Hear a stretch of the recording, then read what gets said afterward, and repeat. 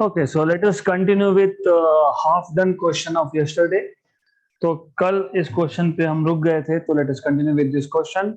1 mole of diatomic ideal gas undergoes a cyclic process ABC as shown in figure. So it goes from A to B, B to C, back C to A again. The process BC is adiabatic. इसमें से BC जो adiabatic process है, the temperatures at A, B and C are given to you, 400, 800 and 600 respectively. Choose the correct statement. सबसे पहले, if you remember, the total change in internal energy is zero. Delta U is zero for the cyclic process. तो option number A तो हो ही नहीं सकता, because यहाँ पे बोला है change in internal energy in the whole cyclic process is 250 R. Option B check कर लेते हैं. The change in internal energy in the process C to A, C A is 700 R. तो सी से A, इस case में what is the change in internal energy? How to find out what is the change in internal energy? This process is at constant pressure. तो आपको पता है, yes, how to find out change in internal energy? NCP delta T. Okay, N is 1 mole. कौन सा gas? Diatomic. Cp is 5R by 2. Delta T, what is delta T? 600 minus 400, है ना? Right? उल्टा 400 minus 600. So this is 5R by 2. This is 200. Correct? Ones are and hundreds are. So this is yes, good, very good. नहीं तो option गलत हो जाता. Diatomic gas है, ये मैंने मोनो एटॉमिक का लिखा है. Excellent. So you should know this is 1, this is 7R by 2, this is 400 minus 600. So this is 7R by 2 minus 200. Cancel and cancel. So minus 700R. So it means change in internal energy from C to A is minus 700 R. इसका मतलब ये होता है that the gas is cooling down, right? But yes, you can have option number B. Okay, फिर भी check कर लेते हैं क्योंकि हमारा माइनस आया है, यहाँ पे प्लस है. अगला चेक कर लेते हैं. तो change in internal energy in the process A to B. A to B is a process occurring at constant volume. So change in internal energy from A to B will be NCV delta T. N is 1, CV is 5R by 2, delta T. Final is 800, initial is 400. क्योंकि AB process है. 800 minus 400. This is 5R by 2 into 400. 1 and 200. तो ये आ जाएगा 1000 R. यहाँ पे 1000 आ रहा है क्या? नहीं. मतलब definitely you don't get option सी.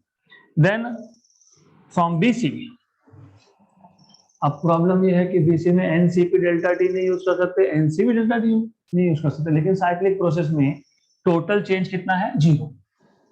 आपको याद होगा, for a cyclic process you have delta U equal to 0, which means this means total delta U कितना आएगा? delta U A to B plus delta U B to C, है ना, plus delta U C to A, पर total तो 0. A to B, A to B आपने find किया क्या अभी? 1000 R. ये आपका B to C फाइंड करना है और ये आपका है 700 R. तो therefore delta U B to C is minus 300 R. यहाँ पे माइनस 300 है क्या? नहीं, माइनस 500 है. तो ऑप्शन नंबर डी भी नहीं होगा, मतलब ऑप्शन नंबर बी ही होने वाला है. तो this is how you are supposed to solve this question. Next question, again a good question. An ideal gas is taken through cycle A B C A B C A as shown in figure. The net heat supplied is 5 joule. The work done by the gas in process C to A is. first of all you should know first law of thermodynamics. dq is equal to du plus dw, but cyclic process के लिए du होता है 0, right? For cyclic process du is equal to 0, therefore dq is equal to dw, but यहाँ पे पूरा जो process है वो A से B, B से C और C से A है, तो this is nothing but work done from A to B plus work done from B to C plus work done from C to A, correct? This is 5. What is work done from A to B? 0. Wrong. क्यों? क्योंकि आप हमेशा by default mode में हो, volume is on the x axis. अगर volume x axis पे होता तो फिर ये प्रोसेस होता आइसोकोरिक, कांस्टेंट वॉल्यूम, लेकिन एक्स एक्सिस पे क्या है? प्रेशर, तो है आइसोबारिक. तो this is P into dV. B to C 0. Now the process is isochoric. तो सबसे पहला काम, if you don't want to lose your marks, is to mark this down. Isobaric, isochoric. अब गलती नहीं होगी. अब B to C में वर्क डन है 0 because the process of happening at constant volume, plus work done from C to A. यही तो find करना है. You're supposed to find this out. So work done from C to A. This is 5. और यहाँ पे pressure कितना है? 10. Change volume कितना है? 2 minus 1. 2 minus 1 मतलब 10 itself. So from here you will get WCA equal to 5 minus 10. 5 minus 10 मतलब कितना? -5 joule. -5 joule. Option number A.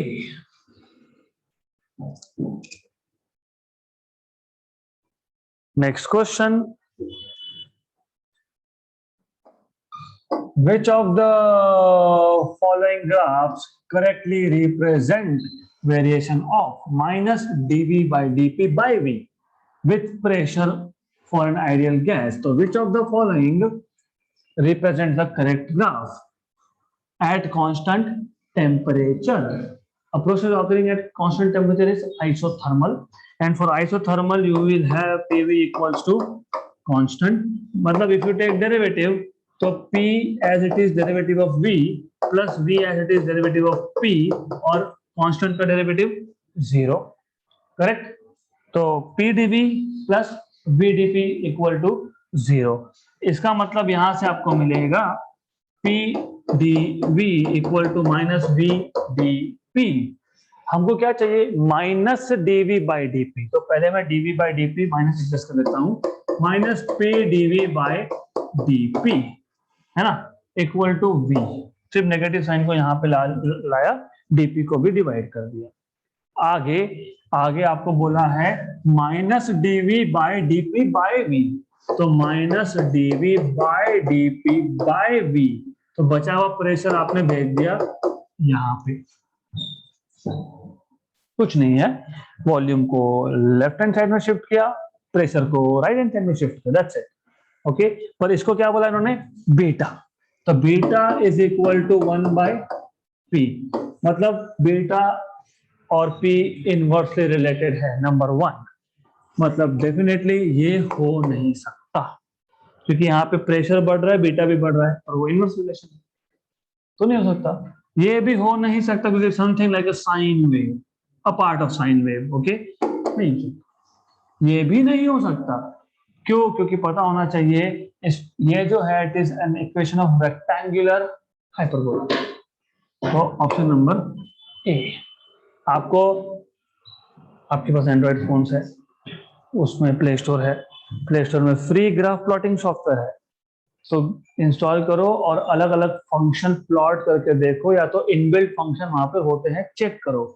y equal to 1 by x कैसे दिखता है, y equal to 1 by x square कैसे दिखता है, y equal to x square कैसे दिखता है, y equal to sine x function कैसा आता है, y equal to cos x कैसा दिखता है. Plot and you will see that y equal to 1 by x is like this, मतलब beta is equal to 1 by p is option number A. Next question, 5.6 liter of helium gas at STP is adiabatically compressed to 0.7 liter. Taking the initial temperature to be T1, the work done in this process is, well, I will keep this question pending and we'll solve in the next class because of some reason. थोड़ा lengthy है, it will take a lot of time. Next question. Consider a spherical shell of radius r at temperature T. आपके पास एक spherical shell है जिसका radius r है और उसका temperature T है. So the radius here is r. Okay, temperature is T. आगे बोला है the black body radiation inside it can be considered as an ideal gas. तो इसके अंदर you have black body radiation. If you remember black body radiation, any body emits heat radiation due to temperature, and the body which can absorb all the wavelengths and emit all the wavelengths is called as black body. तो इसके अंदर जो black body radiation है, it behaves as if it is a gas, ideal gas of photons, क्योंकि photons है ना अंदर, तो photons are treated as gas. Okay, with internal energy per unit volume. तो energy per unit volume आपको बताया है proportional to T to the power 4. तो internal energy per unit volume is proportional to T to the power 4, and pressure P given by 1/3 U by V. If the shell now undergoes an adiabatic expansion, shell undergoes adiabatic expansion, मतलब process भी बता दिया. मतलब basically क्या है कि this shell is increasing, it is expanding. So this shell is undergoing expansion, and that expansion is adiabatic, मतलब sudden. Okay, so adiabatic expansion है. Then the relation between temperature and radius r is given by. Question समझ लो, एक spherical shell है जिसका radius r है, उसका temperature T है. इसके अंदर जो रेडिएशन है, ब्लैक बॉडी रेडिएशन है, इसको आप एज अ गैस ट्रीट कर रहे हो जिसका एनर्जी पर unit volume is proportional to T power 4 और pressure is 1/3 U by V. अगर ये शेल सडनली एक्सपांड होता है तो then what is the relation between T and R? Adiabatic expansion. पहली बात तो प्रेशर इन्होंने बता ही दिया, pressure is proportional to U by V, मतलब pressure itself is proportional to T to the power 4 according to the given data.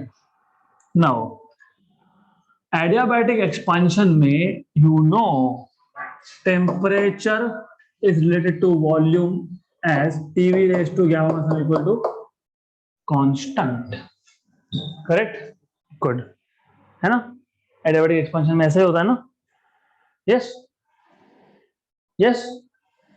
Adiabatic expansion में ऐसा ही होता है. TV raise to gamma minus constant नहीं होता, तो फिर क्या होता है? Okay, good.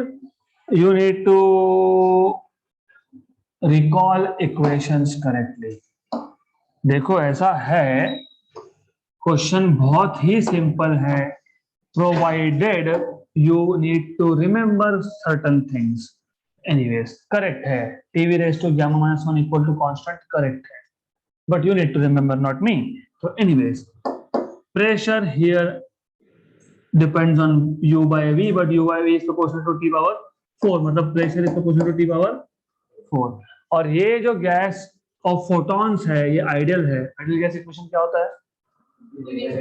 PV equal to nRT. तो यहाँ पे एक चीज याद रखना, PV इक्वल टू nRT, बराबर? करेक्ट. तो P is equal to nRT by V. P is equal to nRT by V. तो यहाँ पे P मत डालना, यहाँ पे डालना P proportional to T by V. क्यों? अरे ये R यूनिवर्सल गैस कांस्टेंट है, यहाँ का जो R लिखा है ये रेडियस है. तो just to avoid confusion, universal gas constant नहीं लिखना है वहां पे. तो you know from ideal gas equation P is proportional to T by V. Okay, तो but P is proportional to U by V, but that is proportional to T power 4, therefore P is proportional to T power 4, but P is proportional to T by V. ये कहां से आया? Ideal gas equation से आया. This is from ideal gas equation. Equation number 1 और 2 से. From 1 and 2, what you can write is T by V is proportional to T to the power 4, क्योंकि दोनों इक्वेशन का लेफ्ट हैंड साइड था pressure pressure, तो right hand side भी होगा equal equal. तो ये एक T और यहाँ पे ये T raised to 4 का एक T कैंसिल होगा, तो 1 by V is proportional to T cube. But do you remember volume of a sphere is proportional to R cube because it is 4 by 3 pi R cube. But volume of a sphere is proportional to R cube, and this R is not universal gas constant. This R is radius. Very good. Therefore, 1 by R cube is proportional to T cube. Taking cube root, therefore 1 by R is proportional to T, मतलब T is proportional to 1 by R, मतलब option number C done. Next question. Okay, consider an ideal gas confined in an isolated closed chamber. As the gas undergoes adiabatic expansion, the average time of collision between molecules increases as V raised to Q, where V is volume of the gas. The value of Q is gamma is Cp by Cv. Question समझ लो अच्छे से. हमारे पास एक ideal gas है जिसको एक closed isolated chamber में confine करके रखा है. It is undergoing adiabatic expansion. वैसे भी चेंबर आइसोलेटेड है तो एक्सपांशन वैसे भी एडियाबैटिक होता है, उन्होंने बोल दिया. Good. In this case average time of collision between molecules, आपको याद होगा हमने already mean collision time, mean free path upon average velocity ये देखा है ऑलरेडी. हमने most probable velocity under root of 2 RT by m, VRMS under root of 3 RT by m, average under root of 8 RT by pi m, ये already हमने देखा है. और lambda 1 upon root 2 pi n d square mean free path. Mean free path lambda जो है ये 1 upon root 2 pi n. This n is number per unit volume, this is number density. ये number नहीं है सिर्फ, ये नंबर अपॉन वॉल्यूम है d square. फिर ये जो था ये था under root of 8 RT by pi m. बाकी तो वी डोंट केयर, हमारा मतलब है वॉल्यूम से, क्योंकि हमें बताया है कि ये जो टाउ है, this tau is proportional to volume raise to q. तो that is why in the next step what we can do is, in the next step सिर्फ एक चीज करनी है आपको यहाँ पे, दैट इज ये n की जगह पे आप लिख दो n by v. गुड, क्योंकि हमें देखना था relation with volume. Now root 2 constant, pi constant, n constant, d constant, 8 constant, r भी कांस्टेंट, पाई भी कांस्टेंट, m भी कांस्टेंट. सिर्फ है बचा आपके पास वॉल्यूम और रूट t. वॉल्यूम को ऊपर लेके जाएंगे, therefore you can see tau is proportional to 1 upon volume. Volume goes up upon root t. Correct. ये इक्वेशन नंबर 1 बन गया. पर हमें बताया है tau is v raise to q, मतलब टाउ का प्रोपोर्शनलिटी में सिर्फ v आना चाहिए, t नहीं चाहिए, तो t को हटाना पड़ेगा. t को हटाने का तरीका है, कौन सा प्रोसेस है? एडियाबैटिक. एडियाबैटिक के लिए t v raise to gamma minus 1 equals to constant, मतलब t is equal to constant upon v raise to gamma minus 1. लेकिन यहाँ पे रूट ऑफ t था तो इसका भी रूट लेंगे, देयरफॉर रूट ऑफ t मतलब t raise to half equal to k raise to half. Constant raise to half is a constant, I don't care, मैं लिख नहीं रहा हूँ. लिखना है तो लिखो खुशी खुशी, क्या फर्क पड़ता है। v raise to gamma minus 1/2, इसका मतलब t raise to half is proportional to 1 upon v raised to gamma minus 1/2, equation number 2. Put this in equation number 1. So from equation number 1 and 2, tau is proportional to v upon root of t, but root of t itself is proportional to 1 upon v raised to gamma minus 1/2. ये जाएगा ऊपर proportional to v raised to gamma minus 1/2. Therefore tau is equal to v का power 1 और यहाँ पे v का power gamma minus 1/2. Base same है तो पावर का होता है एडिशन, तो 1 plus gamma minus 1/2. Therefore tau equal to v cross multiply 2 plus gamma minus 1/2. 2 में से एक गया तो एक, which is v raised to gamma plus 1/2. Okay, but given is tau equal to v raised to q. Therefore q is equal to gamma plus 1/2 है क्या? Oh option number C.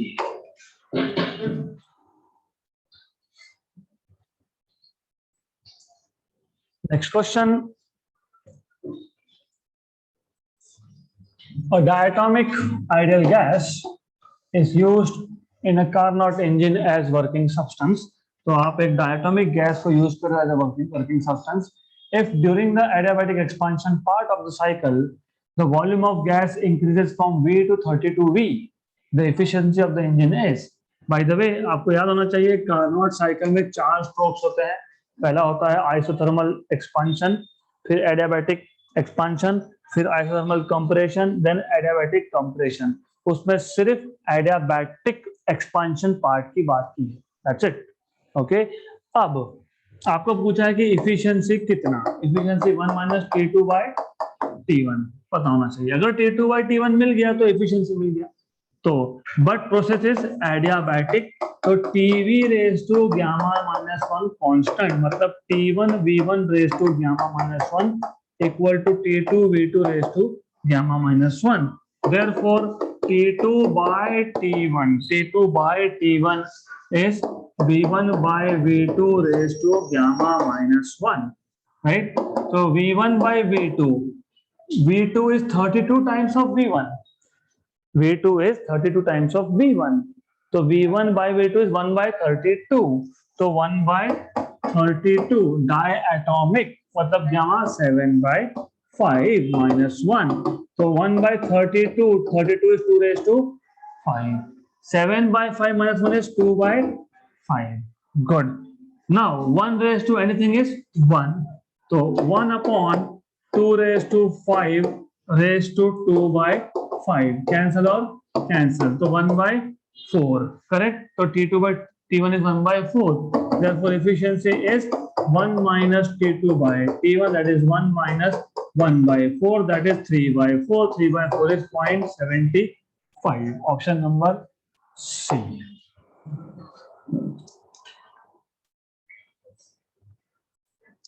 Next question, the work of 146 kilojoule is performed in order to compress 1 kilomole मतलब 10 power 3 mole of a gas adiabatically. Gas को आप compress कर रहे हो adiabatically, और compression के लिए कितना वर्क लगा? 146 किलोजूल, कितने मोल्स के लिए? 1000 मोल्स के लिए। Okay, in this process the temperature of the gas increases by 7 degree. The gas is, how to find it out? You know what is work done, क्योंकि work done दिया है adiabatic process में nr upon 1 minus gamma T2 minus T1 मतलब delta T, correct? Work done is 146 kilojoule, N is 1000 mole, R is 8.31, 1 minus gamma delta T is 7. Cancel.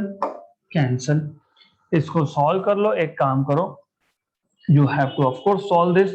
तो what you can do here is, ये कर सकते हो 1 minus gamma equal to 8.31 into 7, 83 7 जा कर लो, 83 10 जा करोगे तो 581, ठीक है। I assume you are saying correct answer, so 581, तो 581 मतलब 58.1, क्योंकि 8.3 into 7 था, ओके, डिवाइडेड बाय 146, तो दिस इज रफली 1/3, नॉट 1/3, 50 by 150 इज 1/3, तो यहाँ पे ये 1/3 तो नहीं आएगा, एग्जैक्ट सॉल्व करना पड़ेगा, तो करो, अदरवाइज गामा इक्वल टू, इसको वहां शिफ्ट किया, इसको यहाँ शिफ्ट किया, 1 minus 58.1 upon 146, 146 minus 58.1 upon 146, तो सॉल्व करना पड़ेगा ये। 146 में से 58 गए, 59 90 90 88 87 पॉइंट समथिंग अपॉन 146, इसको सॉल्व कर लो, अब जो भी आंसर आएगा, whatever answer you will get. Well, by the way, I doubt something is wrong here, but anyways, तो क्योंकि gamma is turning out to be less than 1, जो हो नहीं सकता, तो something is wrong, तो I will leave it as an assignment for you to do calculation, बाकी सब सही है, बाकी कोई टेंशन नहीं है, बाकी सब सही है, तो आप पूरा कैलकुलेशन करने के बाद आपको गामा की वैल्यू मिलनी चाहिए 1.4। 1.4 किसके लिए आता है गामा वैल्यू? 1.4 मतलब 14/10 मतलब 7/5, मतलब कौन सा गैस? डायटोमिक। तो only calculation part I have kept for your homework, okay, so that's it for today.